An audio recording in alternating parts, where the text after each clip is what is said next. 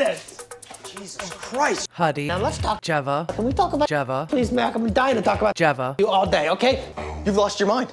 You've lost your goddamn mind. Huddy. I'm back. All right, everyone, it's time to talk about season 2 of LA by Night. You all didn't want the full retrospective 6 hours or however long it would take me. You wanted every season to be separate. I'm here to provide. So we wrapped up season 1, obviously. That was the last video.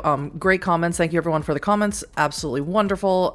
Thank you to B-Dave and Alexander Ward for coming into the comments and the live chat and answering some and giving us some fun behind the scenes, how the sausage is made, tidbits about LA by Night. That was super cool. I appreciate you so much. The fit for today, I don't know why I'm saying that. The fit for today is sexy ladies in Halloween costumes because I am extremely homosexual. Season 2 of LA by Night begins with Unnatural Troubles, episode 1. Annabelle is not in the this episode. However, X is, and X, I don't have a picture of everyone minus Annabelle plus Jasper plus X, so you get this picture. Deal with it. It's a very nice little gathering of the coterie, and X, we have the little sit down chit chat, and X randomly shows up because Annabelle asked him to come and quote unquote babysit the coterie for her, which everyone finds extremely humorous, as it is Annabelle who is the one that needs to be babysat. But I think it was sort of revenge or retribution, or just, a slight rib poking, if you will, as Jasper sent X along to babysit Annabelle before, and Annabelle, I'm sure, no matter how young she is, doesn't want to be treated like a baby. They all have a little chit chat. They talk about the Succubus Club. Offhandedly, I believe it's Victor who mentions that Jasper keeps people in cages, and X picks up on it immediately. And what's always fun, not just Xander being in an episode, any episode with Xander in it is immediately better. I'm sorry, I'm such a huge X stan. What's fun about X being in an episode is X is a Malkavian. It's not my favorite clan. It's not even in my top 3 favorite clans, but they're definitely one of the best clans to utilize, especially for storytellers, in order to reinforce the mystic aspect of the World of Darkness. Of course, there's the horror aspect of the World of Darkness, vampires, werewolves, etc., but there's also a mystic side to it. Mages, Malkavians with the hive mind, and Auspex, and other things like that. And he can see into sort of what is going on with everyone without saying it, maybe without even realizing it. He asks Jasper if Jasper is ugly on the inside, which is so sad. Will come in play later in the episode, but that's neither here nor there. He asks about ghosts without having been present when Nellie was in Griffith Park with where she keeps seeing ghosts. To break up the conversation that is obviously going nowhere, Jasper says that Eva has asked the coterie to come to Griffith Park again. Eva, as we met Eva in episode 1, that she has a favor to ask, a request to ask in exchange for a boon, as it is vampire currency. So they roll up into Griffith Park. Eva appears eventually in her ethereal way in a white dress covered in flowers, as is sort of the norm for her. And she asks the coterie to help extract a group of Tremere that are escaping from San Diego to Los Angeles. Now, as I mentioned in the last part, and hopefully you made it through all the last part because it was almost 2 hours long, there's sort of a mayhem pandemonium going on in San Diego because the Baron of San Diego switched over to the Camarilla, became Prince of San Diego, Tara Kearney. The Anarchs took umbrage with that, as anyone would. And so a lot of kindred are fleeing the domain. And they never explicitly say if it's like attracted the attention of the Second Inquisition, all of this infighting and things of that nature, but it seems pretty likely. And as far as she knows, they are currently they've made it into Santa Monica, or they've made it somewhere. They're like in Los Angeles proper, but they just need an escort to Domain. And Eva trusts Victor as a brand new Baron to give them Domain in his area. Like, in addition to getting a boon from Eva, it's a good way to establish himself as Baron. It benefits everyone, hurts no one. They agree to it.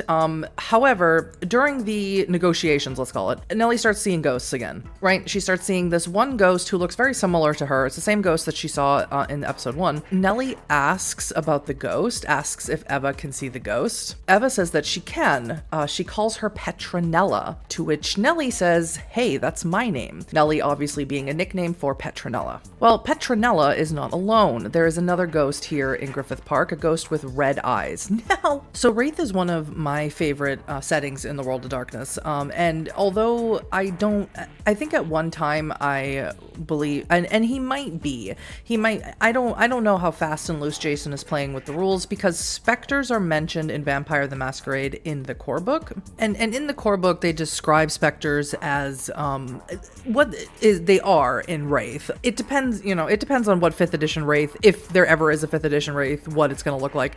But in older legacy lore, basically to become a specter, there's lots of ways. You have to lose the fight with your shadow and be controlled by oblivion, or sometimes you enter into the Shadowlands after you die. It depends. If you were like a particularly bad person, if you had a particularly violent death, then you like enter the Shadowlands already a specter. But the crux of it is that you have nothing left in the Skinlands, no member of the Quick, which would be people who are still alive, who are a connection to you, right? It's very similar to humanity and vampire, but what they are is your fetters. They are the things that make you remember who it is that you are. And the shadow is like the beast, but instead of the beast wanting you to like hurt and kill the people that you love, the shadow inside of a wraith, inside of a dead person, wants you to give yourself over and wants to like destroy you personally and give yourself over to oblivion. The shadow and the beast are like super similar concepts. What this guy is, this ghost in Griffith Park, is very clearly supposed to be a specter from the 5th edition books. In my opinion, I don't think he would like if we were doing by like Wraith rules, if we were like really trying to smush the splats together, I don't think he would be a specter, because he does use arcano, not dark arcanoi, he does use regular arcanoi, which is the abilities of wraiths, to do things that it's harder for, that is not like necessarily part of the dark arcanoi, but that's neither here nor there. I'm gonna nerd out about wraith way too much. So as I said, the negotiations get cut short because this male ghost with the glowing red eyes, I'll call him a specter for the ease of everything, attacks. It's interesting because you can't hurt a specter, right? You can't hurt a ghost unless they are corporeal. Now, he is, for all intents and purposes, he is corporeal. He is using the arcanoi of embody to appear here in the Skinlands, but it's not so corporeal that you can hurt him. There's varying degrees of how you can do that. So what he does is he uses another arcanoi called puppetry, which is when you possess the body of one of the Quick, of a living person. And he possesses the body of one of Victor's drivers. I don't think it's Bailey.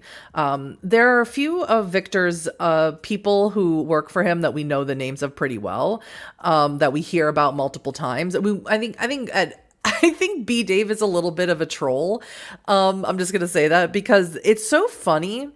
When you're a story, and B. Dave is a seasoned GM and DM and storyteller and everything, so I think this is a little bit of a troll thing on his part, and B. Dave can correct me if I'm wrong, but I notice more so than any of the other players that B. Dave will ask the names of random NPCs, which I find hilarious, because as a storyteller, that is like your worst nightmare.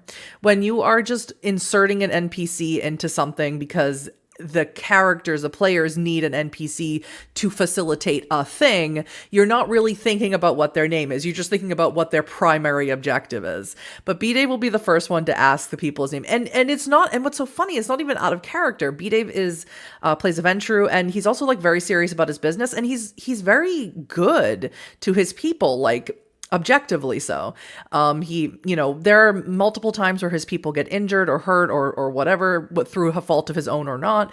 And he will go out of his way to make sure that whoever his handler is at the time, usually Campbell, will, make sure that they, get medical treatment and make sure they send something to his family. Like if they die, they're taken care of. And it's like nice to see from a Ventru, honestly. But anyway, Victor's driver gets puppetried, gets possessed by this ghost with the red eyes, and then they can physically start attacking. Nellie gets injured by this ghost because he pulls out a shotgun and shoots her point blank. She gets very, very injured, but eventually they're able to subdue the body enough where the ghost leaves, right? Where there's the ghost feels that it's no longer viable to possess this particular body and takes off. And so they want to get out of Griffith Park obviously, as soon as possible. Even though Petranella is still there, she never attacked. She was not part of any of this. She seemed to just be a unwilling, let's put it that way, bystander, as if she didn't want this to be happening, as she wants to talk to Nellie. It's the way, that's the vibe that's coming out of it. Nellie wants to talk to her, but Victor ushers her into the car and they all leave. Now, something I have to mention here, I have to point it out, even though I am 100% sure that I don't think this was the intention behind it. So, for context, so it's established that Jasper has been doing things for Eva in exchange for learning about blood sorcery. I don't know if it's established in this episode or not. It's established eventually, but it's already happening at this point. It's one of the things that would lead Eva to specifically ask Jasper to bring his coterie there, because they have a working relationship. Now, when the ghost stuff is happening, Eva employs a potion, an essence of air, which is a blood sorcery ritual, to float up above the ground, just to make the likelihood of her getting shot, you know, less. And before she does that, Jasper purposefully puts his body in between Eva and the possessed man with the gun. I think that when Alex did this, Alex was doing this as a way to protect Eva, because who else is he going to learn blood magic from?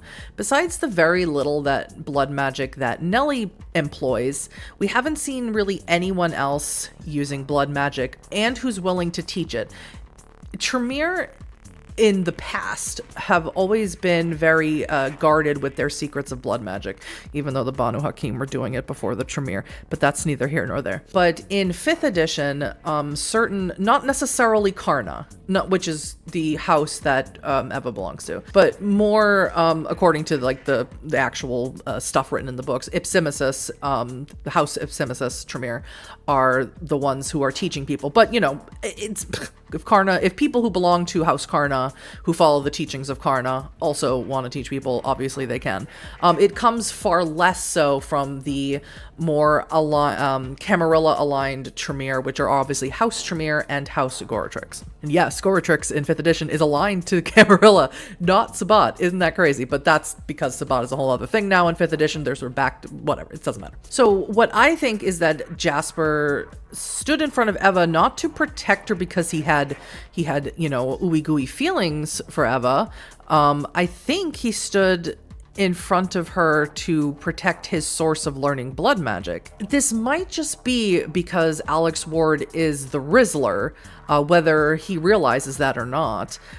He he does it in such a way where you're kind of like, and you see Jason also make that face when Jasper makes his intention known that he's going to stand in front of Eva and use his body as a literal shield. But it shouldn't go like this, because one, we know that Jasper will throw himself bodily at any problem rather than try and, you know, come up with a solution in quick time, because he, you know, is our favorite self-loathing sad boy. And two, you know, again, Jasper is not an unselfish kindred, right? I mean, no kindred is completely selfless, not even the best salubri, but in general, he has certain things, he has certain morals that he really sticks to, or attempts to really stick to, and everything else is sort of in a weird neutral territory for him emotionally. So I really think that there was no romantic intention involved at the start here, but we all saw this happen from Jason in that moment, and really, you know, who can blame? I mean, it leads to the best possible thing ever, which is my favorite thing ever, which is Jeva, so I ain't complaining. But you know for sure that Jason took it that way, took it as in Jasper might have feelings for Eva kind of a way, because when they leave, Eva does, you know, very pointedly and in a very sweet voice, say thank you to Jasper for saving her. So X is the one who has to drive, because obviously the driver is out of commission. He's just been possessed and has been injured in order to stop the possession from happening, hopefully. X is the one driving, which is a great scene, which is a fantastic scene. I'm not going to put it up here because as I stated in the last video, I do have issues with G and S attempting to copyright me. I don't think they're doing it on purpose. I'm pretty sure it's because I know it's an automatic thing that gets checked, and they might just mass send it out. But X drives, and it's maybe one of my favorite scenes in season 2. He drives actually pretty good, even though he only has 3 dice or 4 dice to roll. And he, puts on the radio, and he talks about becoming Victor's new driver and things of that nature. And he very interestingly mentions Eve, and not directly, but Victor compliments him on his driving, and X says, "Do I get ruby earrings now?" And I didn't mention it in the first part, but Victor does actually give Eve ruby earrings at some point early in the season 1 for being so helpful, as a thank you for being so dependable and everything that Victor needs in a employee, so to speak.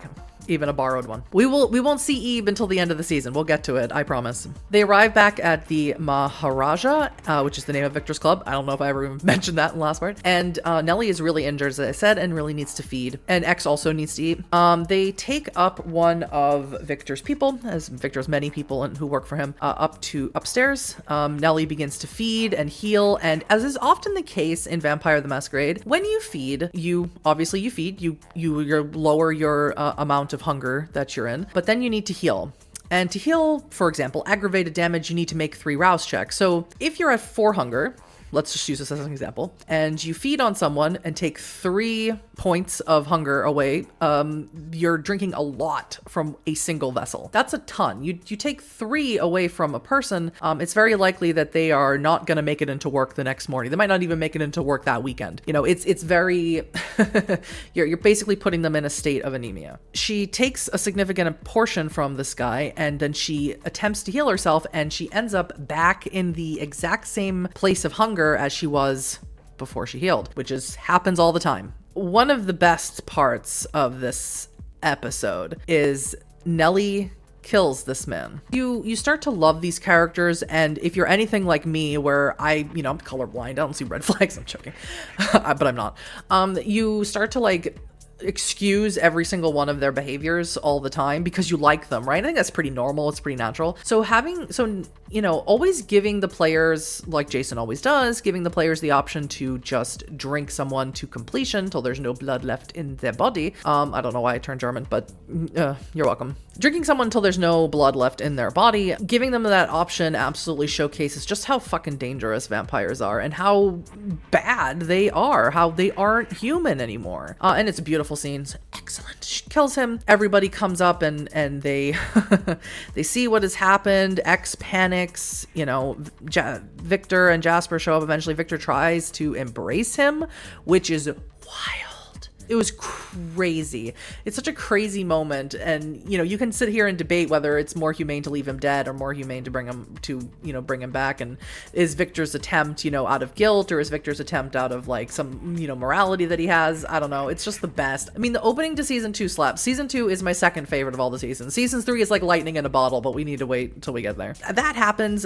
Jasper very famously tells Nellie that she is ugly, that he might be ugly on the outside, but she's ugly on the inside. I don't know if this was exactly a callback to when when X asked Jasper in the beginning of the episode if Jasper is also ugly on the inside in addition to being ugly on the outside, when he learned that Jasper keeps people in cages. I don't know if it was a callback to that, but it's perfect. You couldn't write it that good. It's perfectly brilliant. And to say that to a Toreador is bold, and some Toreador need to hear it, let's be honest. Absolutely fantastic. The steely coldness in Cynthia Marie's face as Jasper says that to her. Spoon feed it to me. So after all that has happened, and they're trying to recover from a dead body being in Victor's club, the Petranella appears at the club. I just realized I had the specter thing up this whole time. I don't know why. Oh, I forgot to mention something. Sorry. Right before they leave, I was so infatuated. I get so caught up with Eva and Jasper.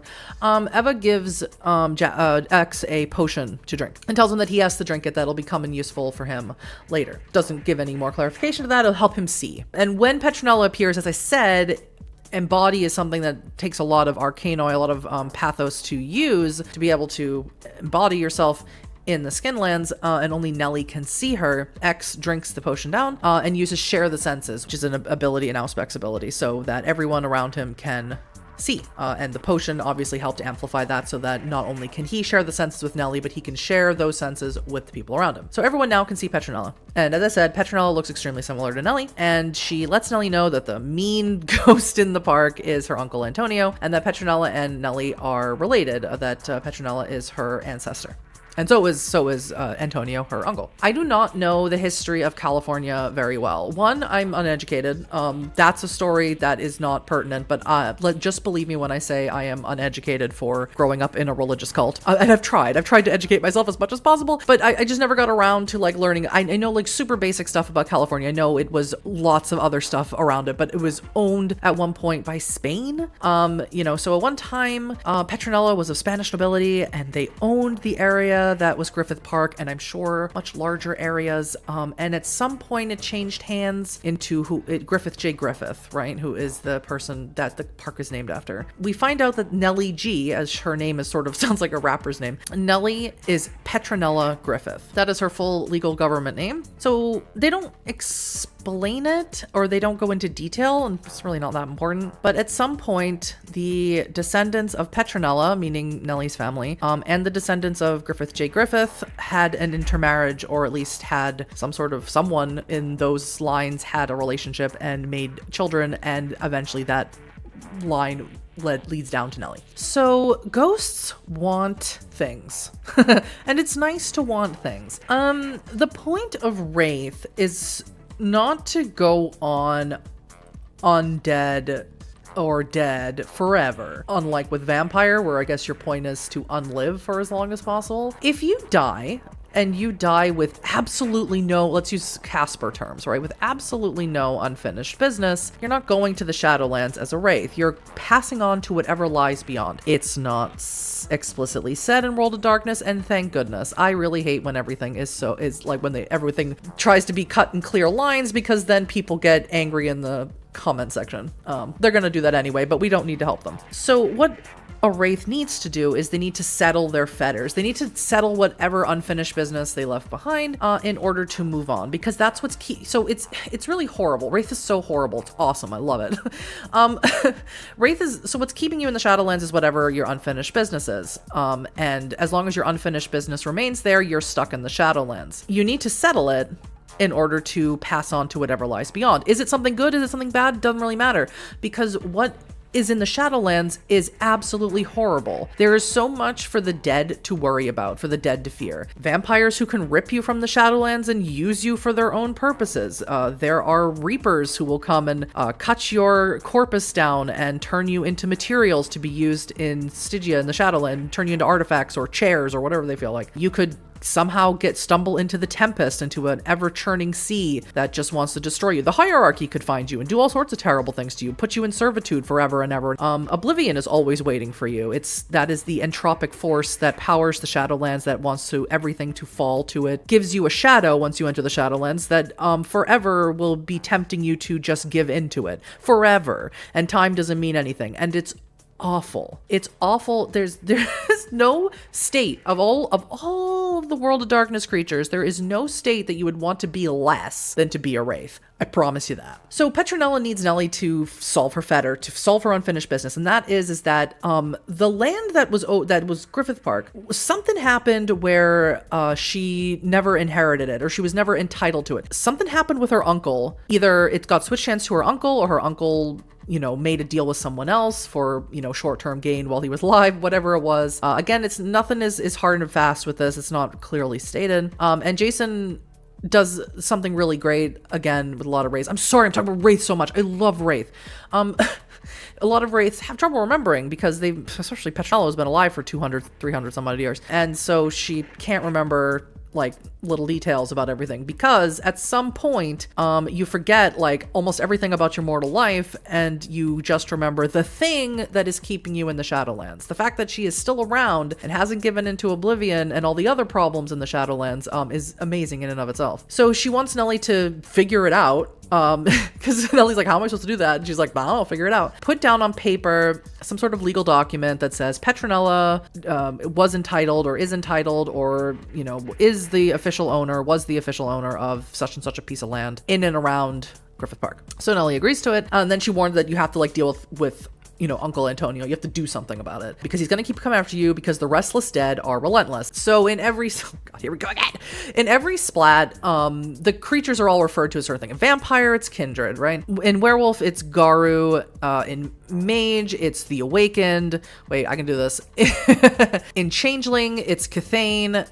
In wraith, it's the restless dead. That's like what you refer to. Like vampires don't go around calling each other vampires, and werewolves don't go around calling each other werewolves. They call each other kindred, and they call each other Garu, and the restless dead and wraiths call each other the restless dead. It's just a thing.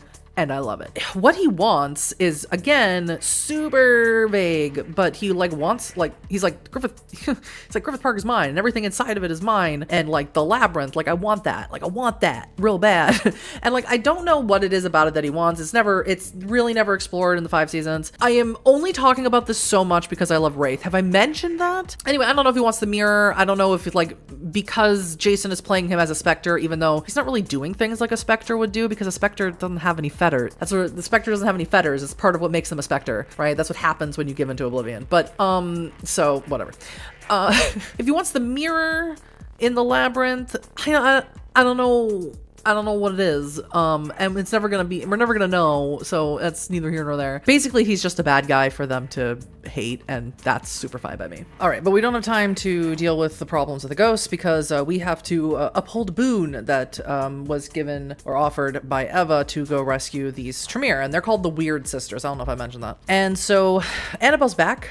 She's back from whatever she was doing. She just needed like a couple hours off. That's how she explained it. So X goes back to Santa Monica, and they head to where the Weird Sisters are, which is a place called the Grove. I don't know anything about it. I'm sure I've mentioned multiple times now. I don't know anything about California. So obviously I'm the person you should be listening to about this. And so as far as I understand, it's like a big shopping complex. And so they head there, and it becomes pretty apparent pretty quickly that the Camarilla are like aware that the Tremere have escaped, the Camarilla that are present here. And as I mentioned in the first part in season 1, Chaz under no uncertain terms made it clear that the Camarilla are coming back to Los Angeles.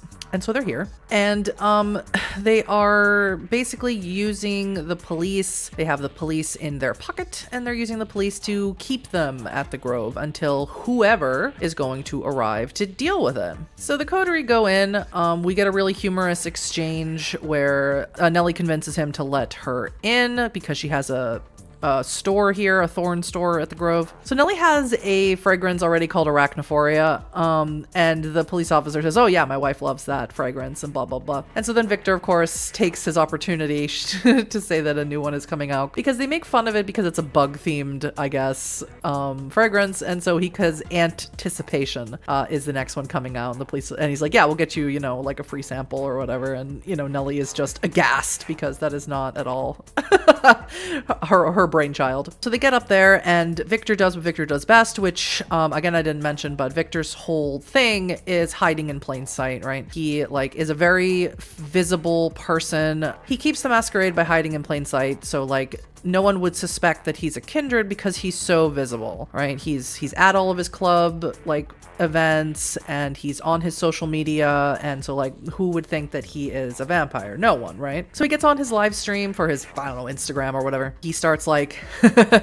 using Annabelle and himself to sort of make a scene in order to distract the police officers so Jasper can move unseen and get the Tremere, who are currently inside of the parking garage portion of the Grove, inside of their van that they traveled here in. He uses Annabelle, and he starts calling her Baby B and introduces her as like the newest member of the Temple of Boom family. He doesn't specifically say that she's like a singer or anything, or a musician, which is sort of his bread and butter. Annabelle plays along brilliantly and beautifully. It's just such a fun scene in a really tense moment, and these guys, these players here are just so fantastic at it. But everything goes really wrong because Jasper attempts to rescue the Tremere, but they are noticed. Jasper isn't as stealthy as he hoped, and the Tremere aren't any help. I think actually Jasper is super stealthy and the Tremere just aren't.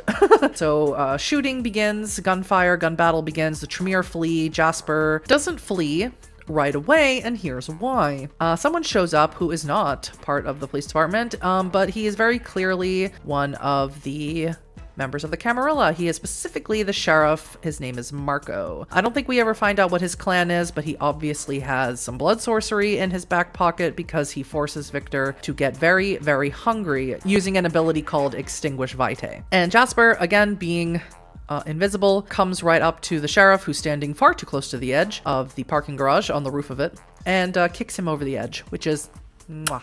Brilliant. Well, they all attempt to flee and escape the parking garage. Jasper goes after to wherever the hell the Tremere went. And as he comes across them, well, unfortunately, they also ran into some more police who are on the lower levels, and they were attempting to use Palm of Flame. Well, one of them specifically was casting Palm of Flame. This is a Tremere named Kyoko. She's the youngest of the Weird Sisters, and she is still learning how to use her abilities. Now, Palm of Flame is not something that exists in 5th edition. This is one of the many examples of Jason using stuff from older lore. I love that. I have my issues with the legacy lore. I don't want this to be a 7-hour video, so I'm not going to go into all of my issues, and I obviously couldn't remember them all off the top of my head. As a person who's a storyteller and who runs my own chronicles, I very often employ both 5th edition lore or 5th edition, what is established in 5th edition, and I bridge the gap with older legacy stuff because I want to, because I like it, because it makes sense in my brain. And me and Jason, same hat on that, I'm guessing. Palm of Flame is an old, I think it's called Path of the Flame, old thaumaturgy path, because that's how it used to be. Blood sorcery used to be called thaumaturgy, and it had its own paths. And so Jasper runs up, not necessarily realizing what's going on, bashes the heads of the cops together, much a la when he did that in season 1 and accidentally killed them. Might have killed these people also as well. And he gets blasted right in the face with the fire, and he succumbs to the Rotschreck. And that is how you pronounce that appropriately. Rot, meaning red. Schreck, coming from Schreck mich nicht, erschrecken. It's a verb meaning to scare. All right, so red scare or red fear, which is what happens when vampires are on fire or the sun. And so he goes running, fleeing, burnt, crispy into more of the lower levels. Eventually, though, he and the Tremere hook up. They catch up to each other. Victor and Nellie are also fleeing actively, Annabelle as well. And Annabelle runs into the sheriff, who did survive the fall from the upper levels of the parking garage, and she attempts to stake him. She fails. However, in order to stake someone, you need to do a call that is not like in torpor, that is not immobile. You need, it's a called shot. So you need 10 successes for it, which is like super high. And Annabelle does not quite hit that mark. So she stakes him, but she stakes too high.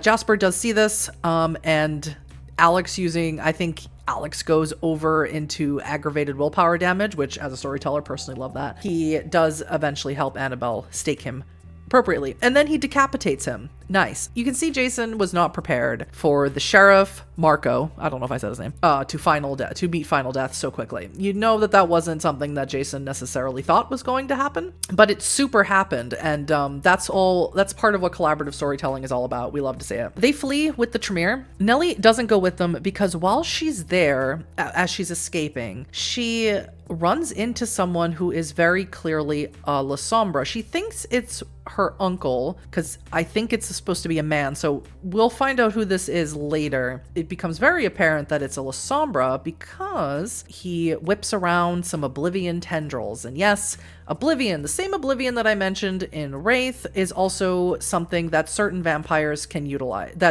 Any vampire can learn Oblivion, but it is natural to 2 clans. It's natural in 5th edition. In older editions, it's called different things, but it basically stems from the same source. So in 5th edition, the Hecata, so the Clan of Death, and the La Sombra can utilize Oblivion. La Sombra utilize more shadow, the shadow portion of Oblivion, and the Hecata move more towards the entropic part of Oblivion, as in things of death and decay and ash, all that stuff. Very clearly a member of the Camarilla, and a La Sombra is here. I don't think Nellie realizes right away it's Camarilla, because this was at a point where I don't think it was like super clearly established that the La Sombra were going to be part of the Camarilla, because prior to this, La Sombra were attached almost exclusively to the Sabbat. So Nellie calls Greg, as I mentioned in the first part. Greg is her ghoul, former Second Inquisition guy. She calls him Daffodil.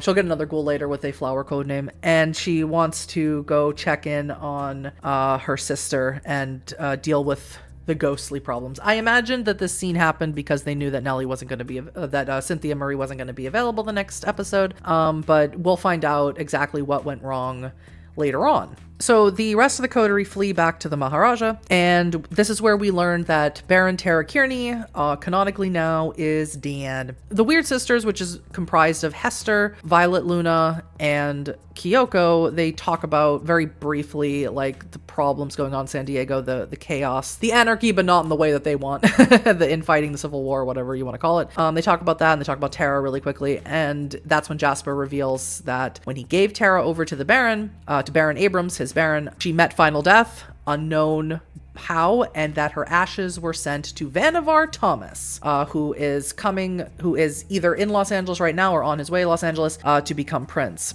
And Vannevar is a very interesting character. He's a character that's kind of difficult to pin down in terms of his background, because his background is different depending on what edition we're talking about. He sort of had a conflict of background, but he was once the Prince of San Francisco, not San Diego. Now, we'll talk more about Vannevar Thomas later on in the season when he arrives. And as I said, I'm not going to go super into his background because his background is very inconsistent between the editions. So it's really not super relevant. Victor mentions a few times San Francisco when he does meet Vannevar, and again, we'll talk about that. You can see here in the thing up here, it says domestically, Vannevar has had to deal repeatedly incursions from Eastern kindred, as well as the ambitious Ventru Jochen van Nuys. Here's the thing. So the issue with San Francisco is that in the legacy lore is that the reason why he would lose his domain is more than likely because the kindred of the East, the Cathayans as kindred call them, or the Kuei Jin, which is like mixing Chinese and Japanese words together, have a very big presence in San Francisco and like want to take it from the Camarilla. Essentially, they want to wipe out like Western kindred or something. I don't really hate Kindred of the East. So that's more than likely the reason why Vannevar wouldn't be in San Francisco anymore. However, they never mention anything like that, in 5th edition because, I obviously don't know this. I work with the World of Darkness, but, you can ask Outstar or you can ask Jason. I don't ask. When it comes to stuff, I don't ask because I want to be as surprised and excited as everyone else. The only time I ever know anything is when I need to know to do stuff when they need me to do stuff. I am forever a fangirl, so I'm forever going to be, just like with everybody else, just like, ooh, a new thing, whatever it is. That's me, kicking my feet and twirling my hair. They never say that, like, that's the reasoning behind it, but I know that the Kindred of the East isn't coming back. I know it in my heart that Kindred of the East is never coming back because it's terrible. It's awful. And it was written by people who had no idea what the hell they were talking about. He's coming back. This doesn't look anything like Brian Deckard now that I look at it. Brian Deckard will be playing him later, and we'll talk about him later. But the point is that Tara Kearney is dead, and Vannevar received her ashes.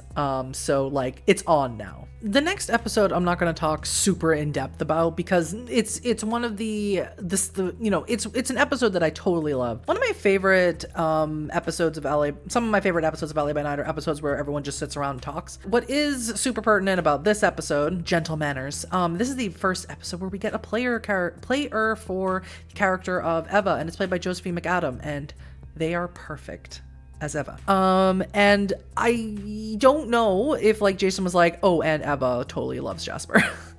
Like they're totally crushing on each other. I don't know if that was explicitly said, but Eva comes in after, of course, they rescued the Weird Sisters, and Eva's here to like give her thanks and to like make agreements of the boon, whatever it is. And she brings everyone flowers because, she's a big fan of flowers. And for Jasper, she brings a big old red rose. And Jasper, of course, is all like giddy and all like doesn't know what to say. And he's like, why bring me a rose? And she's like, oh, it was so beautiful. It reminded me of you. And I'm like, oh my God. Eva also notices that like Jasper got severely burnt. And so she's like, I gotta do something about that. I should note, like in between, like at the end of every episode, there are like these little vignettes that like show stuff that's going on. I know like it shows like Chloe looking for Jasper, and like she has like a conspiracy board with like string and pictures, and like there's a really horrible one where X is being abused by Therese Vorman. You know, they're awesome and great, but like I will mention them if they're like super relevant. What else is really important in this episode besides Eva being here and being beautiful and amazing and awesome, and I love her, will die for her any day, any night. Abrams shows up at the end of the episode. There's like talk with Miranda and stuff. It's not important.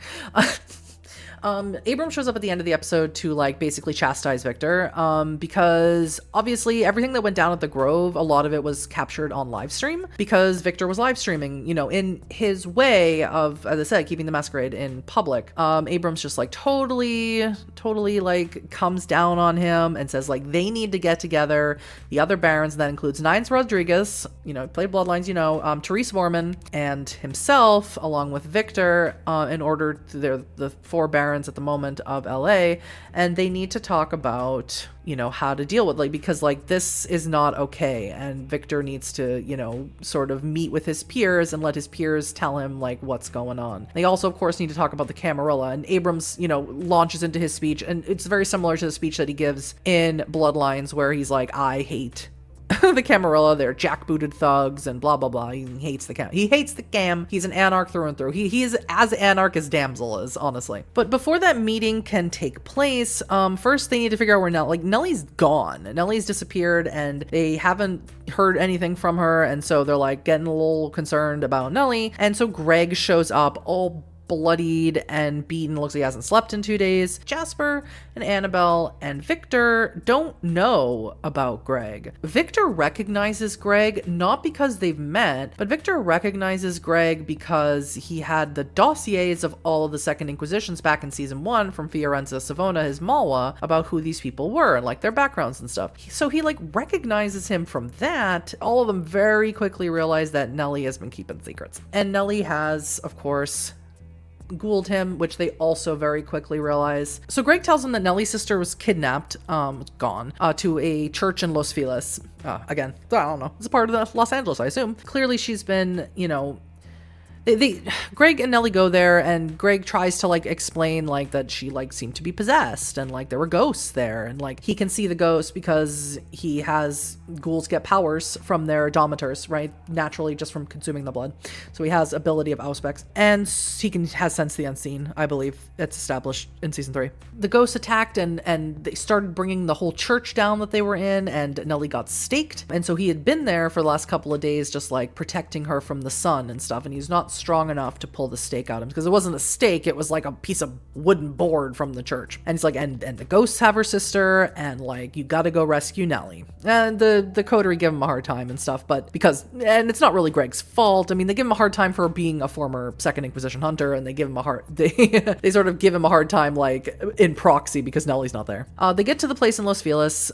They see like the church practically brought down. Victor brings a whole contingent of men, you know, and like warns them all like, don't get possessed. But there's no ghosts there. Jasper gets Nellie out of the hole, and they get the, you know, they get everything. They work together and get the stake out and everything. They all chastise Nellie for not asking for their help. It becomes apparent that Nellie is like very self-sufficient. And, you know, honestly, slay. Honestly, relatable content. You know, I am also the type of person that will never ask for help. So like, these are the moments where you as the human being watching these human beings playing vampires where you go like, relatable. They may not be human anymore, but god damn it, they're relatable. They have to get back to the club pretty quickly because Therese Vorman is supposed to come by. Abrams is like, we have to have a gathering of the barons. So like, Therese obviously also got that memo, and she wants to speak with Victor and see what they're all about. See if she can sort of make an ally before this meeting happens, because she has plans of her own. So they head back, and as they get there, they see like some random dude. I think his name's Tony. He's like a whoa, tubular dude type of guy, and he's got something for Jasper from Eva. He's like friends with Eva, supposedly. We learn later that Eva has a certain proclivity when feeding. She likes to feed on people that have imbibed in some sort of substance. Very likely Tony's a good guy to hang around if that is your preference, but it is a salve or a poultice that Eva has made. Jasper puts it on his burnt and crispy flesh, and it heals without him having to call upon his blood to continue healing his wounds. And so something, I don't know what it is. If someone does know, I don't even know if I ever bothered to look what it might be. If someone does know, totally leave it in the comments. It's just another one of those things that's cemented. There's also another scene in this episode as well where, Annabelle calls Eva to ask about something about a ghost, and Eva's like, is Jasper there? It's so cute. Oh God, I love it. Love it. So they get back to the Maharaja, and Therese shows up, and Therese is horrifically scary. One of the things I find the most humorous, now this is a spoiler from like, I don't know, 20 years ago. This is a 20-year-old spoiler. If you don't know this by now, I'm so sorry. I'm gonna spoil it for you. You can leave the video at this moment. Therese is a Malkavian, and Therese has I don't love this, but Therese has as her derangement, let's call it DID, dissociative identity disorder, right? So her sister, Jeanette Vorman, and Therese Vorman are the same person. They embody, they're two different personalities inside of the same body, believe that they are two separate entities. I don't think they themselves have ever really come to terms with the fact that they share a body. And if they do, they certainly don't believe that they're the same person. They certainly don't believe that they have DID. They certainly believe that they are two separate entities. Therese is the more strict and stern and more Ventrue-like of the two sisters, which all is how I will refer to them as. And it comes pretty clear that Therese wants to play ball with the Camarilla. She is not a fan of the Camarilla. Like, none of the Anarchs are fans. She's not the next Tara Kearney. What she wants to do is she wants to pretend. She wants to play the subterfuge card, and she wants to like say like, yeah, totally, which is, I imagine, is what she did when fucking LaCroix rolled into town. I imagine. But she's like, yeah, totally come in here and, take up our space and, be all up in our business. We love it. We love the Camarilla. Go Ivory Tower. Woo woo. She's like, but actually we are going to destroy them from within. What's funny is none of them are like super against the idea, at least not outwardly towards Therese. I think they all like, and it's sort of the nature of kindred. They can't trust each other, right? So they're all like, but like, is she like, but does she like sort of like want to be in the Camarilla? Because maybe she's too convincing. I don't know. But, she floats that idea, and they're not like overly enthusiastic about it. So she sort of just like lets it lie. I think she was trying to establish like a majority or like someone to back her up when she proposes such a thing at the Baron meeting, but yeah. Also, Chaz arrives while Therese is there, and they're very cordial, Chaz and Therese. Again, not lending credence to the fact that Therese is, telling the complete truth about playing ball with the Camarilla. And Chaz is there as an official capacity as herald to announce that Vannevar Thomas has declared Praxis. That technically now Vannevar Thomas is Prince of Los Angeles, because whoever declares Praxis can be Prince as long as they can hold it, right?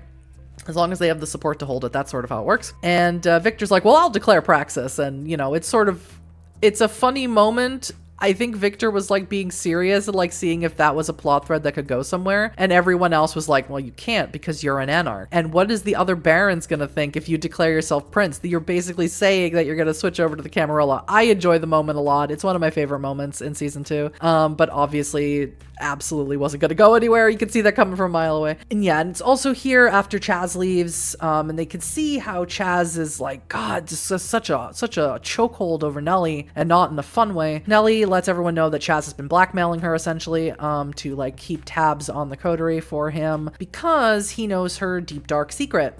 That she is a Diablerist, that she has consumed the soul of her broodmate, and that is punishable, in the Camarilla at the very least, and would not be outside the norm of an Anarch barony. That is a crime punishable by final death, and possibly a blood hunt in the Camarilla domain, or like the right of destruction, meaning someone else would be allowed to like hunt her down and Diablerize her with no punishment. The coterie are in essence quite supportive of Nellie after this revelation, and they're like, you can't just go off and do things because, you think, we all got secrets. We all have things that we want to hide. We all have issues, and Jasper's like, you didn't run away from me when I said I fed on other kindred. So, they sort of have a coming together. They have sort of a come to Jesus moment with each other, and it's very nice and it's very sweet. Wardrobe change. Fit is now Pugsley Adams core, I guess. Now that Praxis has been declared and Nellie has been rescued from being staked by some ghosties, before the meeting of the Barons can take place, it's time to attempt to rescue Nellie's sister now that there's time to do that. And as previously stated,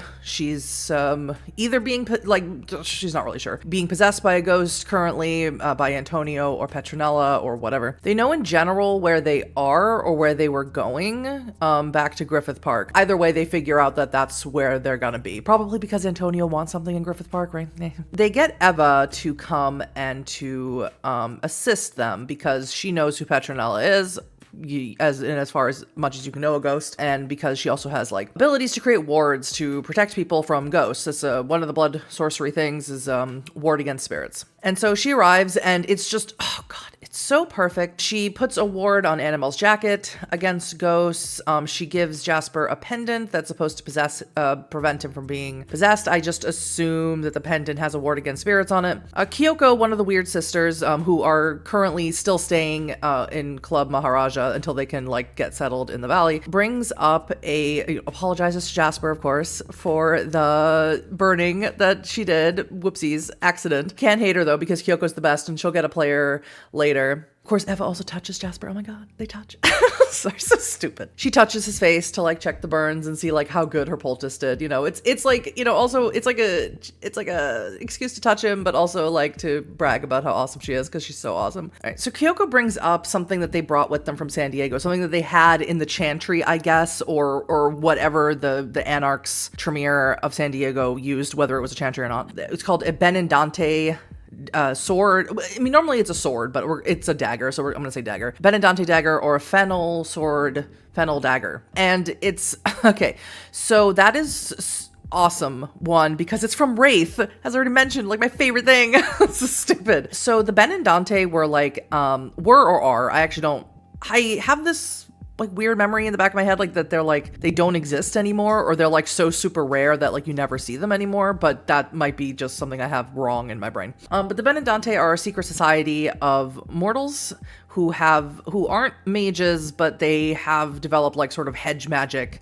in order to cross over into the Shadowlands, right? Into the underworld where the Wraiths are. And each Benedante, upon initiation, forges a unique sword, or dagger in this case, a fennel dagger. And they're known by Wraiths, they're feared by Wraiths. So these swords that are made are actually made in the Shadowlands, and then they are like attached to a sword that exists in the Skinlands, in the world that we all live in. The swords in the real world, in the Skinlands, they're brittle and like practically unusable. You know, you would never use it. You wouldn't use it to like cut a piece of bread. But if you touch someone who's possessed by a ghost, it will hurt them, or even a ghost that is corporeal and not possessing anyone, it would hurt them. And in the Shadowlands, these blades are like awesome, epic weaponry, right? They're soul steel, right? In the Skinlands, I believe, like, you know, not only will it hurt the ghost, but you can like get rid of the ghost out of the person they're possessing if you touch them with the sword. And in the Shadowlands, like those swords are outright rending corpus, corpi, I don't know Latin, but rendering wraiths in half. I mean, they're awesome things. Stop talking about Wraith. Okay. Anyway, Kyoko gives this fennel dagger to Jasper, who's super into the dagger, as he should be. And then before they take off, Eva wants to talk to Jasper really quick. And the whole coterie make a big show out of it. You know, they're like, oh yeah, totally, you know, just hang out and blah, blah, blah. Oh my god, it's so cute. Eva sort of like tells Jasper that, you know, she knows that they've done, that like they owe each other a lot of favors. And at this point, Eva owes Jasper more favors than not. But she has something else that she wants to ask him. And it's interesting, it's like, it's not really a favor.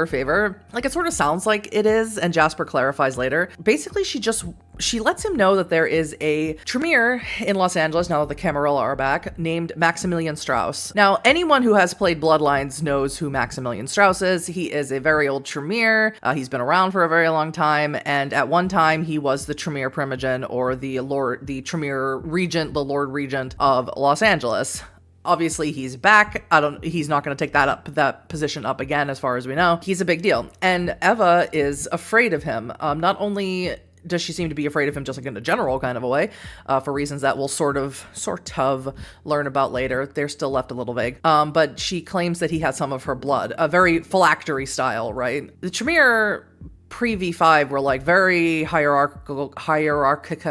They were the pyramid, right? That was their whole gig. Tremere and his like unit of 7 dudes sat on the top, Tremere being on the top, and everyone else on the bottom, raising them up. A literal pyramid scheme. That's sort of been broken, and, you know, that's why there's so many Tremere, like, practicing different ways of blood magic and having different, like, ethics to their blood magic and things of that nature, because the blood bond was broken. They were all, back in the day, all Tremere were blood bound to Tremere, the dude at the top, the dude the clan's named for. There was a ritual called the Substantiation of Seven, where everyone, you know, every Tremere that was made was like 1/3, 2/3 blood bond, and so on and so on. Like, they're all blood bound to each other with Tremere sitting at the top. Awful. Did I explain it good? Either way, she's like, it sounds like at first she wants Jasper to kill Strauss or to get her blood back. But really she's like, nah, you can't do that. He's too strong, he's too powerful. She's like, just like, don't let him know that I'm here. And if you meet him for whatever reason, or like meet anyone associated with him, like the Camarilla, like anyone in the Camarilla, like, don't say my name. And Jasper very sweetly, like, I think maybe like this is the first moment of sweetness since his epilogue with Chloe, where he like slides her that very sweet sad note, is like, there's only a few kindred here. I assume he means X and Annabelle, like, who I don't hate, and you're one of them, and I don't want you to not be here. So the coterie go off. Coterie, Eva, and Kyoko comes too. Go off to Griffith Park to go deal with the ghostlies. Wants Kyoko to come because Kyoko can help Eva with some rituals. And here we get more background of San Diego, which I've already talked ad nauseum about what went on in San Diego. But we get more background of that from Kyoko because obviously that's where she's from. Cut to, we arrive at the ranger station guardhouse thing. I don't know, where Nellie's sister Isabel, I don't know if I said her name, Isabel, it's either Isabel or Isabella, I actually can't remember which of those two it is along with supposedly Petranella and Uncle Antonio. As the coterie sort of maneuver around and get real sneaky and try and like figure out, Nellie uses Cling of the Insect, and Victor just sort of like does sort of more mundane, this is not really his thing, sort of more mundane investigation. Annabelle also does more mundane investigation. They're, you know, more heavy hitters themselves. Jasper is invisible, and Eva uses Essence of Air to float up into the upper floors. They eventually figure out that Petranella and Antonio are possessing or using puppetry to control two of the park rangers, and they're digging for something. And like, they don't know what they're digging for, but they're digging for something. Upstairs, Isabella is unconscious, but, you know, like supernaturally so maybe. Eva and Kyoko get to work because where Isabella is, they're like not sure if like they move her, if something's gonna happen, and you know, fair enough. So they like get to work sort of dispelling whatever ritual this might possibly be that's keeping her asleep and here in this little room. Of course, eventually Petranella and Antonio hear what's going on. They come racing upstairs. Petranella doesn't want to fight. You know, she sort of attempts to warn them, sure, like gets ahead of Antonio and attempts to warn them to like just get the fuck out. Antonio arrives and battle ensues, right? And Jasper does use the Benedante dagger to hurt Antonio, which is super awesome. We love to see it. However, he gets super angry as ghosts, as specters do, and he brings the house down literally. Annabelle saves one of the rangers, the one that was inside I believe the one that Petranella was possessing, not the one Antonio was possessing. I think he's sort of a goner, but she does jump out the window, breaks her leg in order to save them. Jasper saves Eva, because Annabelle also grabs Kyoko, because like the house starts coming down, everyone gets hurt. So Annabelle saves Kyoko and one of the rangers. Jasper saves Eva. Nellie saves her sister, obviously, and Victor is sort of outside, like just watching all the chaos go down because he wasn't in there to begin with, which is super funny. And you know, Annabelle feels super guilt at not saving the other park ranger, but Victor prevents her from going back in, which is fair enough. Here's why I've been focusing so much on the ghosts, where normally you would hear me go like, man, it doesn't really matter, blah, blah, blah. Because it does matter to the plot up until a certain point. After a certain point, doesn't matter at all. This plot with the ghost starts in season 1 and carries over into season 3, so I have to at least keep bringing it up. They don't find what they were digging up there at all yet. All right, next comes to another really great, as I said, I love me a sit-down talkie episode. This is the meeting of the Barons. This is the meeting between Baron Abrams, played by Jason Carl, which we love to see it so much. Baron Therese, played by Whitney Moore.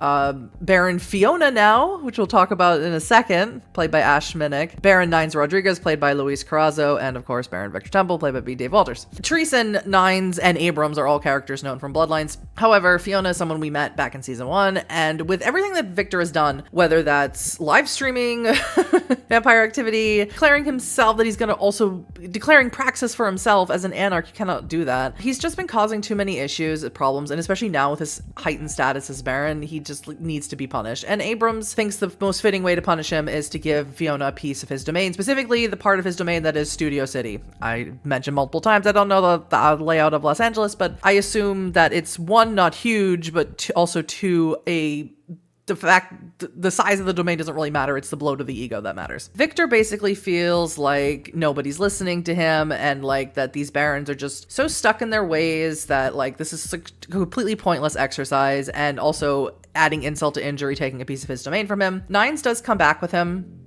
to the Maharaja, because Nines, I mean, not that all of them, besides Fiona and Victor, not that all of them don't have their own reputations amongst the kindred, but Nines really has a reputation. He is like, one, he's a Bruja, so he's sort of the quintessential stereotypical anarch fighter. You know, he knew Jeremy McNeil personally. I mean, they all knew Jeremy McNeil personally. I don't think this is written anywhere, but like the way Victor talks about Nines is he's heard stories that like he and Jeremy McNeil were close, and maybe they were, I don't really know. And that like more so, you know, obviously more so than Abrams or Therese, Nines, who was embraced during like the Dust Bowl era, which is like what, the 1910s, 1920s, was on the front lines in the 1940s when the first anarch revolt in Southern California took place, and Los Angeles took place, which started the anarch-free states. Huge amount of respect Victor has for Nines, and thinks that Nines has become really soft and lazy, and Nines admittedly says that he has become kind of soft and lazy because Nines never felt like he was meant to be a leader, never felt like he was meant to be a baron. He's very similar to Annabelle in this way. Maybe this is just like the burden of the Bruja, but he's like, after McNeil disappeared, and I could go into talking about Jeremy McNeil and like the theories of where he is and stuff like that, but I'm not going to because it's really not relevant to LA by Night. But I do talk about it in a video that I made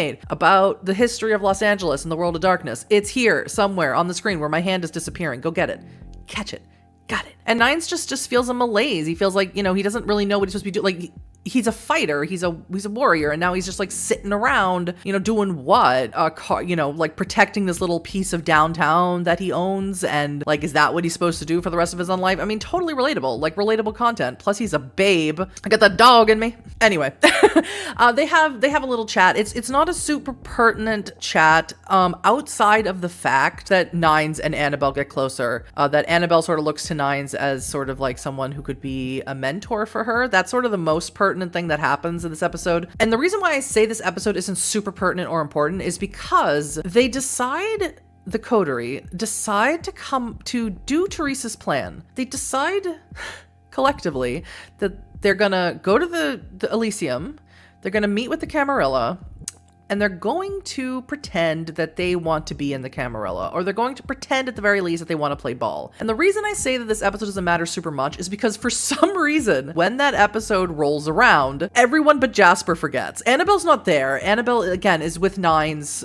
That's fine. But and Jasper calls everyone out on this later on, I think, in the finale. He's just like, well, you know, like we were supposed to like, you know, we were gonna pretend. Remember, guys? We were gonna play pretend. And then Victor and Nellie are like, oh, yeah.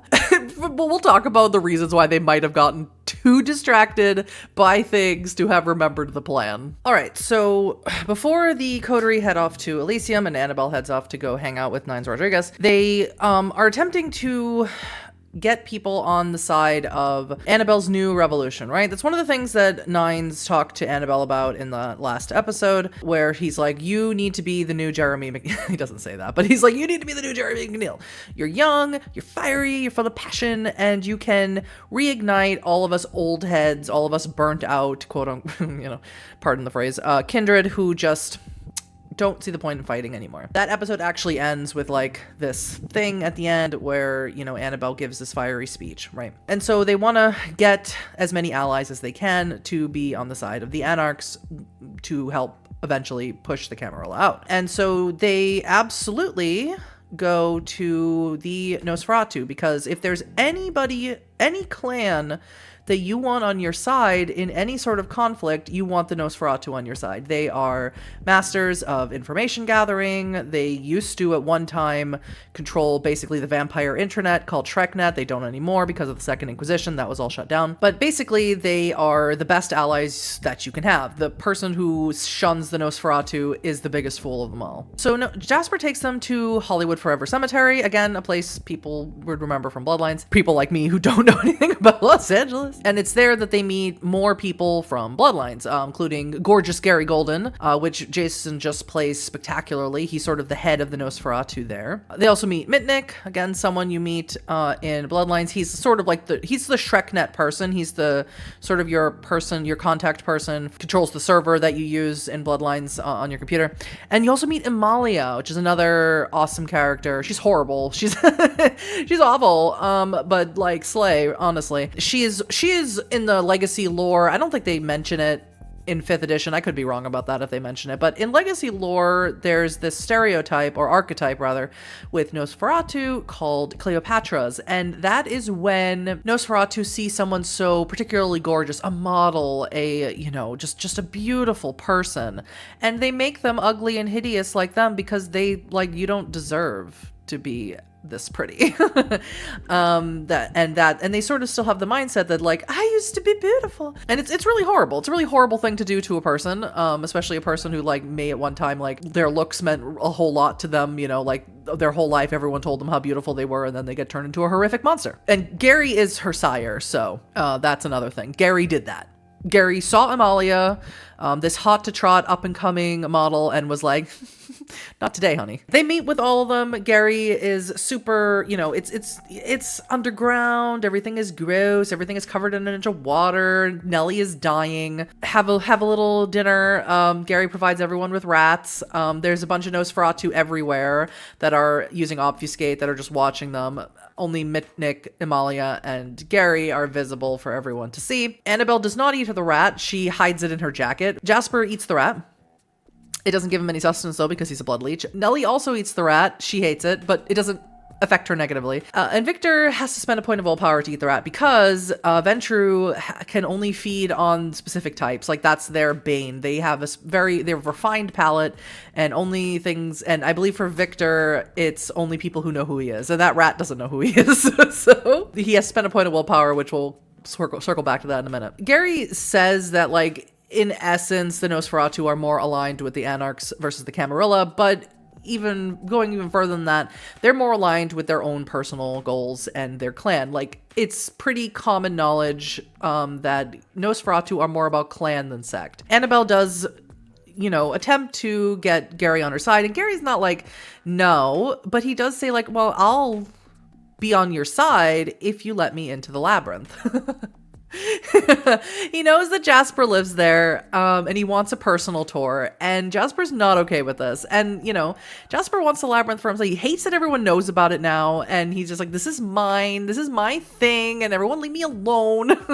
And Annabelle props to Annabelle. Annabelle does not, ask Jasper to do that, or force Jasper to do that, or anything. It's sort of left as like a maybe. And Gary also tells her about the Valkyries, which is a group of sort of biker kindred that also they should get on their side. And of course, as they leave the cemetery, Victor has to puke all over the place. The only other really pertinent thing to this episode, and it's only pertinent because we, the audience, see it, but the coterie doesn't see it, is that Jasper has someone. Jasper gets really hungry before they go to the cemetery, and Jasper needs to feed. And so they stop off at his house, let's call it that, and he drinks someone. And it's very clearly someone, you get the vibe pretty quickly that this is someone he took off the street, made into a vampire, and is keeping in his haven exclusively to feed off of. The coterie don't know this, not yet, but that's what Jasper's been doing for a while. When Abrams doesn't have anyone for him to hold there for whatever purpose, Jasper still needs to feed, and it's dangerous what he does. He can't just be running around asking people to feed. You gotta worry about the blood bonds. You gotta worry about, people taking it the wrong way, obviously. So he's been doing that, and that's a whole thing we'll get into much, much later. But for now, we need to go to the Camarilla. Now we're going to go to Elysium. Now this is a great episode. It's absolutely fantastic episode. Jasper looks amazing. He's wearing the red glasses. He's all decked out. Victor looks like he is going on vacation. He looks like the stereotypical dad going to Hawaii on vacation.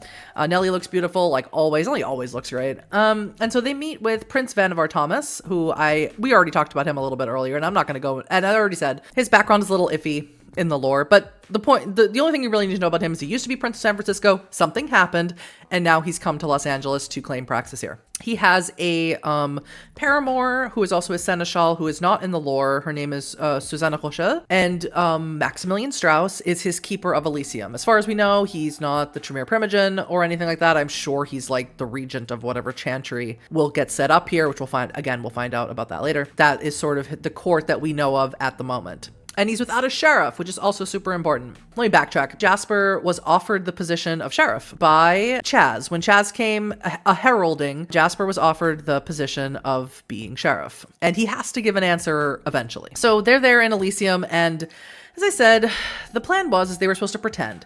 And then Victor started getting too involved in sort of attempting to show Vannevar that they're on the same level, or that Victor can play ball as well as a Ventrue from the 18th century.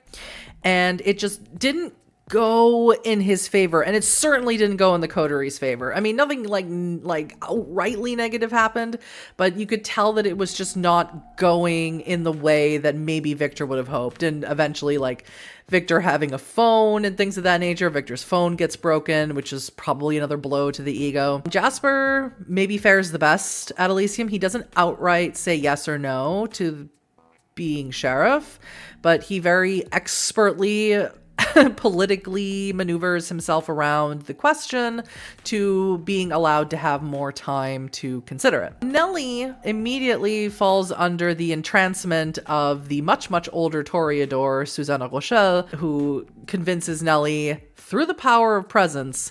Again, I will die on the hill that presence and dominate are the scariest abilities in Vampire the Masquerade, to fall in love with her. And they have this, and Suzanne attempts to get Nellie to stay with her in the Camarilla. Luckily, her coterie are able to pull her away, and Strauss also convinces Suzanne to get rid of the rest of them, to let them go. And what's so funny is that Strauss at one point later on claims that he was there for the Convention of Thorns, or I think he says it in this episode, because they talk about the Convention of Thorns, and Victor sort of floats the idea that like have a new Convention of Thorns between the Anarchs and the Camarilla and like be on even ground again, and which of course all the Camarilla find completely laughable. Strauss does too. And Strauss claims to have been at the Convention of Thorns, which took place in the 15th century. If Strauss is not lying, then Strauss is at least 500 some odd years old. So he's old. He's got 200, 300 years on Vannevar and Suzanne at the very least. So him showing up and being like, Suzanne, let her go, really doesn't seem that much out of character for him, because honestly he's probably like these kindred are way younger than him, and he's probably like these young whippersnappers. While all that's going on, Annabelle is meeting the Valkyries with Nines. Sort of is like the intermediary to introduce her to the Valkyries, and they have a good time motorcycling. I'm gonna be super honest, I'm not gonna talk too much about the Valkyries, because outside of one particular thing, which again doesn't really hold a whole lot of relevance, they are pretty inconsequential to the plot of LA by Night. They're Sycorax and Casey, a gangrel and a Bruja. They take Annabelle along with Nines, and they sort of like show her around. Like I think they are in East LA? I don't know. There comes a conflict with like someone they're trying to deal with who is like using kids to deal drugs on their turf, and they want Annabelle to kill him, but she doesn't. Instead, she gets Ramona to come and deal with it. And I mean, that's been a contentious point in a lot of people's feelings about Annabelle, and like I'm not gonna sit here and say like it shouldn't be, because it is really weird. I give Annabelle like a huge amount of like leeway into learning the ropes of being a kindred, because kindred make a lot of mistakes all the time, every night.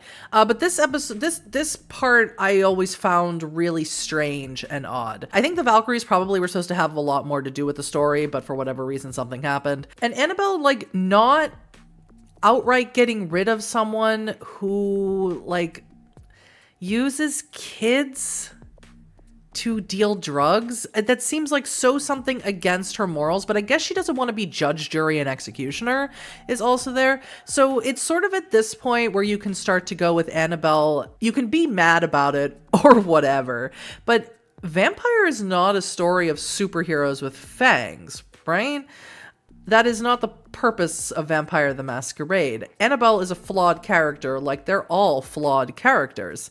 And we're starting to see that Annabelle's is so altruistic, let's be honest, at times sits on her high horse so high that she can't even be bothered to come down and chop off a head of someone who really, really needs it. She really won't do that for anyone, and she won't even do it on purpose until season 5. But I'm not going to dwell too much on the second half of that episode because, in essence, it's besides Annabelle spending more time with Nines, it's really super inconsequential. All right, so we get to the finale of season 2, and basically, I'm not entirely sure why this happened. I think because the Camarilla thing went so bad. It went so bad. I really don't know why this happens, but for whatever reason, Nellie wants to get rid of Chaz. I guess as like striking the first blow against the Camarilla. The Coterie are just going super rogue with their ideas. The plan didn't work of pretending they were Camarilla, so I guess they're going to swing the other way and they're going to make the first move. X is also in this episode. X joins them because he's left Santa Monica. He claims that Therese is courting a lot of Camarilla vampires in Asylum, in the club that Jeanette owns, but Therese obviously also owns because of the same person. And he's uncomfortable with it. And like Therese won't let him spend time with Jeanette and this, that, and the other thing. And like, God, it's just to people in the know, which should be everybody. It's just like, God, but you know, whatever. Fiorenza Savona calls very briefly and asks Jasper if he's going to say yes or no to being a sheriff. And Jasper does indeed say no. And that really doesn't have any far reaching consequences. Like, not directly anyway. I mean, it does have consequences, but not in the way that you might think. It's not like explicitly, explicitly after Jasper. I mean, they do go after Jasper, but again, it's super indirect. We'll get to it. Anyway, they sort of just like hang out and they chit-chat for a while about everything going on before they lure Chaz to the warehouse where they first met Ramona. And Chaz shows up with his 3 ghouls, Chester, Chauncey, and another ghoul they don't know about yet, named Chelsea. So they lure him there and they attempt to pretend to like say like, hey, actually we want to be part of the Camarilla. Sorry, the Elysium thing didn't go very well. And Chaz is like, well, I could help you and blah, blah, blah. What are you offering? And then they attack. Chaz puts up a really good fight for it being so many against one. And I mean, the ghouls matter, but for being it so many against one, it's crazy how long Chaz lasts. Honestly, it truly is. But eventually he gets decapitated. Jasper drinks a little bit of the gore that's hanging down because nummy. Chelsea is the only one, I think, of the ghouls that lives. I don't think Chauncey or Chester live. Annabelle rescues her from the roof. She was sniping from the roof. And eventually Nellie is going to take Chelsea under her wing and make her her second ghoul along with Daffodil or Greg. Now what's interesting here, and I need to make just a small little point here, is that Chaz arrived in a limo that was like guarded against the sun, tinted, and also bulletproof. And he takes that. And, you know, they don't explicitly say, Nellie's backstory is super interesting. I already mentioned it in season 1, but Nellie doesn't explicitly say like what Chaz did to her, but you can read between the lines. It's implied, and you know, as femme presenting people, as people born as women and raised as women, we sort of like know what is implied when women say like, well, you know, he abused me like mentally, he abused me emotionally. Like we sort of like, I don't know, maybe it's just me. Someone that's been through quite a bit of abuse in my own life, that like we sort of know what that means. And, you know, obviously gaslit her or manipulated her, used her feelings for his own ends. And these are all things that a lot of women or femme presenting people are familiar with. We get what that is. And it's not explicitly said what Chaz did, but we can sort of infer that it was one of, if not all of those things. So anything associated with him triggers Nellie, right? Makes Nellie upset. And so Victor takes Chaz's limo, much to her chagrin, and she doesn't like vocalize it like in an extreme kind of a way, but she does make a point to say, like, I don't like that you did this. And Victor's like, no, but it's fine, you know, like, I want it because it's, you know, it's great. It's a limo and it's, you know, protect against the sun, blah, blah, blah. And it does come in handy later. That is a true statement. However, it will come up again in season 4, unbelievably, this limo. And as I already stated with Annabelle and her thing with the Valkyries and not, you know, getting rid of that guy using kids to sell drugs, all of these characters are flawed. That's the point. And I don't know. I will see for like 1,000 million billion comments about how like Annabelle is this and Annabelle is that, and you're on my comment section too, and I ain't hearting them. I ain't doing it. But I will not see comments that will like criticize Victor or criticize Jasper even, or, you know, I don't I don't see those comments very often, and I spend a lot of time clipping things for this. You can go to the Vampire the Masquerade channel. I've made many clips of the show, and all characters are open for criticism because we're not criticizing the players, we're criticizing the characters. And the characters are supposed to make mistakes. The characters are supposed to be realistic. They are not perfect beings. They are perfectly imperfect, to put it bluntly. I'm going to sort of motor through these epilogues real fast because in my opinion, the season 2 epilogues are the least impactful outside of one epilogue. They're all good. Like, there's nothing wrong with them, but I think like story-wise, they're the least impactful. Victor and Nellie have an epilogue where Nellie basically heads to the cemetery and gets the papers dealt with that says that Petranella was indeed the rightful owner of the Griffith Park area, land, whatever. Because when they were at the cemetery, there was a mausoleum that said Griffith J. Griffith, and like the papers are in there for some reason. Why are they in there? Well, they just are in there. He was buried with them because he just was. And so that is the whole thing that we're gonna do there. I mean, there's little things like Amalia shows up because like Nellie made a deal with Gary to like get rid of a guy and da, but it's like not super relevant. It's just like great exchanges for the game, but it's like not super relevant to the plot overall. Annabelle is out partying again with the Valkyries. She's having a really good time hanging out with like Bruja and Gangrel and like clans that are much more aligned with like the natural inclinations of her own vitae. And they want to meet like, I'm not sure if she's like the leader of the Valkyries or if she's like their best bud, but they want her to meet Jeanette Vorman. And now Annabelle has met Therese a couple of times, and she doesn't know that it's the same person, even though they look exactly alike. You know, one of them just does their hair up a little bit different, and you know, and I guess when she's Jeanette, like one of her eyes changes color. I don't know. It's so funny. It's funny and frustrating. I've said that before. But she meets Jeanette. She just talks with Jeanette about, you know, like anarchs, and Jeanette's like, oh yeah, I fucking hate the Camarilla. You know who I hate more than the Camarilla? I hate Therese, and you should totally just like dump a bunch of oil on Therese's head like in the medieval times. You know, and it's so funny to hear them talk, because Therese will talk the same way about Jeanette. Therese will like absolutely slut shame Jeanette to no end, even though they're the same person. Have I ever mentioned that? But basically, Jeanette's like, yeah, I'm totally on your side with the being an anarch and like fuck the Camarilla. And I'm like, this doesn't. I remember watching it going like, this doesn't fucking matter, because like Therese's her own thing going on, and whether, you know, we're Therese or we're Jeanette, you know, it's not going to work out because they are the most unreliable kindred perhaps anywhere. Then there's the next epilogue is saving Chloe. Now let's backtrack with Chloe. Jasper gave Chloe a note. She was like, oh my God, my dead boyfriend is giving me notes. He's obviously not dead. And so she spent a lot of time sort of searching around Los Angeles and, you know, getting the attention of the police and things of that nature, you know, ranting and raving about how her dead boyfriend ain't dead. And eventually it catches the attention of Abrams, who sends Fiona to go and deal with it. This was before she became Baron. And she eventually does. She, you know, dominates her way into the police station and gets Chloe out of there, and she makes her into a ghoul. Because he's just like, hey, I could just kill her, but she seems like she's, you know, got a good head on her shoulders. She seems like she could be useful in some capacity. She's not a total moron. So I'm going to make her into my ghoul just to keep her out of trouble and make everyone happy. Abrams is happy with that. She's happy with that. And now she's a Baron, so she can do whatever she wants. Fortunately, because she did that and went into the police station, the Second Inquisition that is now, I said Greg and his team were annihilated. They went rogue. Well, that doesn't mean that the people that they were from, the government agency that they were from didn't know that they left. Obviously, they knew that they left and went AWOL, otherwise Greg wouldn't have been so afraid that they would come and find him and then ran to Nellie to be her ghoul. So there's a new team here of Second Inquisition agents who are looking, not just for them, but also looking for, the blanks and everything else that was going on here where the team would have disappeared. Well, eventually they catch wind of Fiona and they catch wind of Chloe, right?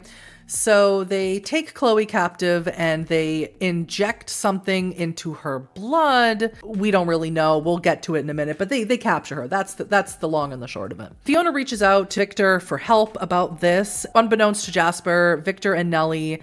Victor asks for Eve's help. Eve travels back from wherever she was, I assume Mexico City, with Fiorenza. Nellie sends Greg and as well as Chelsea to rescue her. So we're dealing with 3 ghouls who are all of them combat trained.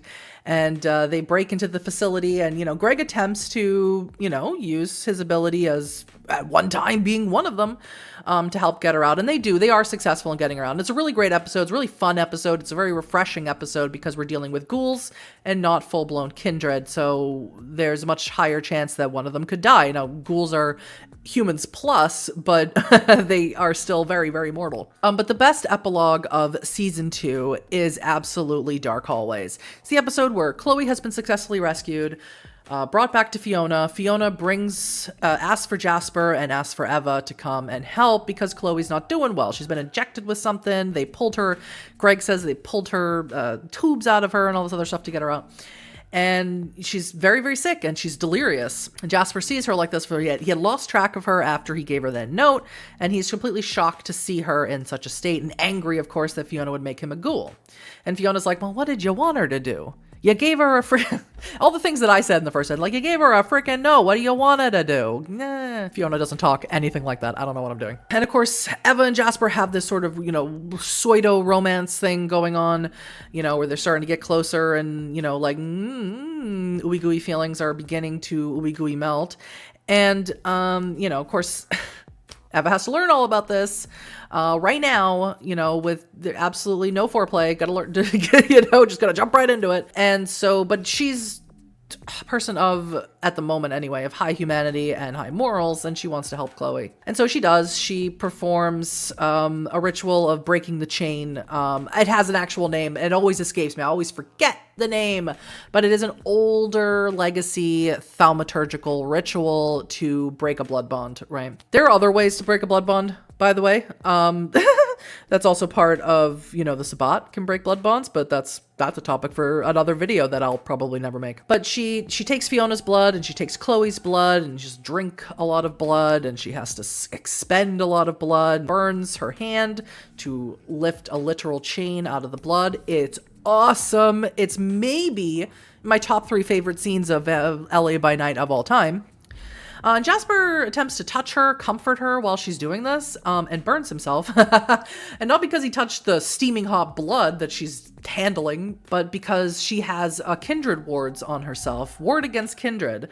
I assume so she can't get nabbed by Strauss is my assumption, or by anyone, but I don't know. I don't think Strauss would need to physically touch her to manipulate her. That's just my opinion. But yeah, so her clothing in general, unless she touches you first, her clothing in general has wards on it so that if Jasper touches her or any kindred, they are going to suffer from aggravated burns. And Jasper learns that the hard way. And it's a little, it's funny. It's almost like a little bit of a payback, just sort of thrusting Eva into this with no warning. But eventually she is able to help Chloe break this chemical thing that's going on with her. And Chloe, finally finds Jasper. She's been looking for all this time. And Jasper talks about it. He tells her all the things that I discussed in part 1. Embraced in his apartment. He doesn't know by who. At least at this point, he says he doesn't know by who. Again, in season 5, we'll talk about a name. He'll say a name. So we don't know at when this happened, but he'll say a name. He talks about how he was, had no idea what was going on, no idea what happened to him. He was just wandering the streets, found the labyrinth by accident, and, fed off of someone in the labyrinth, a twisted person like himself, obviously this is being Zelios, and then he couldn't go home because he knew that, he went running away. He went running away as opposed to going home or going to Chloe's house or whatever, because he knew that if he did, he would eat her. So, yeah. And he's like, and, you know, like, when I came to after whatever, someone had declared me dead. Don't know who. But at this point, Chloe is like, you know, she wants to be a vampire. Like, it's pretty clear that she's like, well, I want to be with you, babe. Love you.